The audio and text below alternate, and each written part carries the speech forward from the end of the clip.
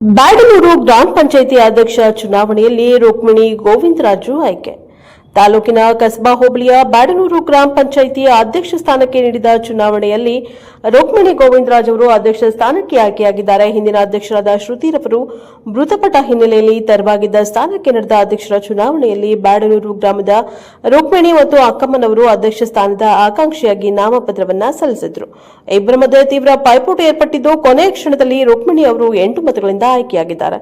ಈ ಗ್ರಾಮ ಪಂಚಾಯಿತಿಯಲ್ಲಿ ಒಟ್ಟು 14 ಜನ ಸದಸ್ಯರಿದ್ದು ಜೆಡಿಎಸ್ ಬೆಂಬಲಿತ ಅಭ್ಯರ್ಥಿಯಾದ ರುಕ್ಮಿಣಿ ಅವರಿಗೆ 8 ಮತಗಳು ಹಾಗೂ ಇವರ ಪ್ರತಿಸ್ಪರ್ಧಿ ಕಾಂಗ್ರೆಸ್ ಬೆಂಬಲಿತ ಅಭ್ಯರ್ಥಿಯಾದ ಅಕ್ಕಮ್ಮನವರಿಗೆ 4 ಮತಗಳು ಗಳಿಸಿದ್ರಿಂದ ತಾಲೂಕು ಪಂಚಾಯಿತಿಯ ಕಾರ್ಯನಿರ್ವಹಣಾಧಿಕಾರಿಯಾದ ಜಾನಕಿರಾಮ್ ರವರು ಚುನಾವಣಾ ಪ್ರಕ್ರಿಯೆ ಪೂರ್ಣಗೊಳಿಸಿ ರುಕ್ಮಿಣಿ ಅವರಿಗೆ ಅಧಿಕಾರವನ್ನ ವಹಿಸಿಕೊಟ್ಟರು. ಈ ಸಂದರ್ಭದಲ್ಲಿ ಜೆಡಿಎಸ್ ಪಕ್ಷದ ತಾಲೂಕು ಘಟಕದ ಮಾಜಿ ಅಧ್ಯಕ್ಷರಾದ ಬಲರಾಮ್ ರೆಡ್ಡಿ, ಗ್ರಾಮ ಪಂಚಾಯಿತಿ ಉಪಾಧ್ಯಕ್ಷರಾದ ದೇವರಾಜು, ಸದಸ್ಯರಾದ ಸಾವಿತ್ರಮ್ಮ, ತಿಪ್ಪೇಸ್ವಾಮಿ, ಕೃಷ್ಣಮೂರ್ತಿ, ಗಂಗಾಧರ, ಮುತ್ಯಾಲಮ್ಮ, ಈರಣ್ಣ, ನರಸಿಂಹಪ್ಪ, ಚಂದ್ರಶೇಖರ್, ತ್ರಿವೇಣಿ, ಶಿಲ್ಪಾ ಇನ್ನೂ ಮುಂತಾದವರು ಉಪಸ್ಥಿತರಿದ್ದರು. Bureau report Anil Yadav, Prajapower news, Pavagada. ಗ್ರಾಮ ಪಂಚಾಯತಿ ಅಧ್ಯಕ್ಷ ಬ್ಯಾಡನೂರು ಗ್ರಾಮ ಪಂಚಾಯತಿಯಲ್ಲಿ ಅಧ್ಯಕ್ಷರ ಚುನಾವಣೆಗೆ ನಡೆದಂಥ ಸಂದರ್ಭದಲ್ಲಿ ನಮ್ಮ ಜೆಡಿಎಸ್ ಪಕ್ಷದ ಅಭ್ಯರ್ಥಿಯಾದ ರುಕ್ಮಿಣಿ ಗೋವಿಂದರಾಜು ಇವತ್ತು ಅಧ್ಯಕ್ಷರಾಗಿ 8 ಮತಗಳಿಂದ ಆಯ್ಕೆಯಾಗಿರ್ತಾರೆ. ಇವತ್ತು ಎಲ್ಲ ಗ್ರಾಮ ಪಂಚಾಯತಿಯ ಸದಸ್ಯರಿಗೂ ಎಲ್ಲ ನಮ್ಮ ಆಯ್ಕೆಗೆ ರುಕ್ಮಿಣಿ ಗೋವಿಂದರಾಜ್ ಆಯ್ಕೆಗೆ ಎಲ್ಲ ಪಾತ್ರರಾದ ಗ್ರಾಮ ಪಂಚಾಯತಿ ಸದಸ್ಯರಿಗೆ ನಮ್ಮ ಜೆಡಿಎಸ್ ಪಕ್ಷದಿಂದ ಹೃತ್ಪೂರ್ವಕ ಅಭಿನಂದನೆಗಳನ್ನು ತಿಳಿಸ್ತೀನಿ. ಅದೇ ರೀತಿ ಅಧ್ಯಕ್ಷರ ಮುಂದೆ ಒಂದು ಗ್ರಾಮ ಪಂಚಾಯತಿ ಅಧ್ಯಕ್ಷರಾಗಿ ರುಕ್ಮಿಣಿ ಗೋವಿಂದರಾಜ್ ಅವರು ಒಂದು ಪಂಚಾಯತಿನ ಅಭಿವೃದ್ಧಿಗೆ ಒಂದು 6 ತಿಂಗಳಿರೋದ್ರಿಂದ ಅಭಿವೃದ್ಧಿಗೆ ನೀರಿಗಾಗಲಿ, ರಸ್ತೆಗಾಗಲಿ, ಕುಡಿಯೋ ನೀರಿಗೂ ಅಭಿವೃದ್ಧಿಗೆ ಮನ್ನಣೆ ಕೊಡಬೇಕಂತ ಹೇಳಿ ನಮ್ಮದು ಪಕ್ಷದ ವತಿಯಿಂದ ಇವತ್ತು ಅಧ್ಯಕ್ಷರಾಗಿ ರುಕ್ಮಿಣಿ ಗೋವಿಂದರಾಜ್ ಅವರು ಆಯ್ಕೆಯಾಗಿದ್ದಾರೆ. ನಮ್ಮೆಲ್ಲರಿಗೂ ಪಕ್ಷದ ಎಲ್ಲ ಮುಖಂಡರಿಗೂ ನಾನು ವಂದನೆಗಳು ಹೇಳ್ತಾ ಮಾತು ಸರ್, ಈಗ ಪ್ರತಿ ಬಾರಿನೂ ಇಲ್ಲಿ ಕಾಂಗ್ರೆಸ್ ಬೆಂಬಲಿತ ಅಭ್ಯರ್ಥಿನೇ ಗೆಲ್ತಾರೆ ಅನ್ನೋದು ಒಂದು ಮಾತಿರುತ್ತೆ. ಅದಾದ ನಂತರ ಕೊನೆಯ ಕ್ಷಣದಲ್ಲಿ ಜೆಡಿಎಸ್ ಬೆಂಬಲಿತ ಅಭ್ಯರ್ಥಿನೇ ಗೆಲ್ತಿದ್ದಾರೆ.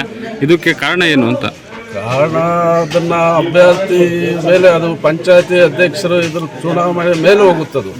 ಅಲ್ಲಿಗೆ ಯಾರನ್ನ ಆಯ್ಕೆ ಮಾಡಿದ್ರೆ ಪಂಚಾಯತಿ ಒಂದು ಅಭಿವೃದ್ಧಿ ಆಗುತ್ತೆ. ಒಂದು ಅದರಲ್ಲಿ ಸದಸ್ಯರನ್ನ ಅವನ್ನ ಒಳಗೊಂಡು ಯಾರನ್ನ ಮಾಡಬೇಕಂತ ಅದರಲ್ಲಿ ಅನುಸರಿಸ್ಕೊಂಡು ಅಧ್ಯಕ್ಷರ ಆಯ್ಕೆ ಆಗ್ತಾಯಿದ್ದಾರೆ. ನಾನು ಮೊದಲನೇ ಸಲ ಫಸ್ಟ್ ಆಯ್ಕೆ ಆದಾಗ ನಂದು ಮೆಂಬರ್ ಇದ್ದಿದ್ದು 6 ಜನ, ಆಗಲೂ ಅವ್ರದ್ದು 8 ಜನ ಇದ್ದರು. ಅವತ್ತೂ ನಾನು ತ್ರಿವೇಣಿ ಗೋವಿಂದರಾಜ್ ಅವರಿಗೆ ನನ್ನ ಪಕ್ಷದಿಂದ ಆಯ್ಕೆ ಆದರು ಅಧ್ಯಕ್ಷರಾಗಿ.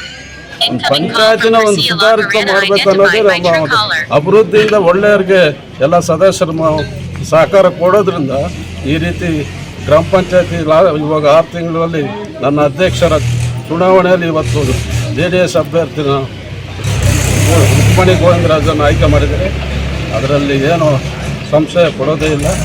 ಪಂಚಾಯತಿ ಅಭಿವೃದ್ಧಿ ಮಾಡಬೇಕು ಅನ್ನೋದೇ ನಮ್ಮದು ದೃಷ್ಟಿ. ಸರ್, ಈಗ ಪಾವಗಡ ತಾಲೂಕಿನಲ್ಲಿ ಜೆಡಿಎಸ್ ಆಕ್ಟಿವ್ ಆಗಿಲ್ಲ ಅಂತ ಅವ್ರ ಏನ್ ಹೇಳ್ತೀರಿ ಇದ್ರ ಬಗ್ಗೆ? ಆಕ್ಟಿವ್ ಆಗಿದೆ, ಯಾರು ಆಕ್ಟಿವ್ ಆಗಿಲ್ಲ ಸಾಬೀತಾಗಿರೋದಕ್ಕೆ ಒಂದು ಉತ್ತರ ತಗೊಳ್ರಿ. ಇವತ್ತು ತಿಮ್ಮರಾಯಪ್ಪ ಸೋತರು ನಾವು 73 ವೋಟ್ ಜೆಡಿಎಸ್ ಅಭಿವೃದ್ಧಿಯಲ್ಲಿ ಹೋಗಿಲ್ಲ. 73,000 ವೋಟ್ ಹಂಗೆ ಇದ್ದಾವೆ. ಯಾವುದೇ ಇವತ್ತು ಪಕ್ಷ ಅಂದ್ಕೋಬೋದು.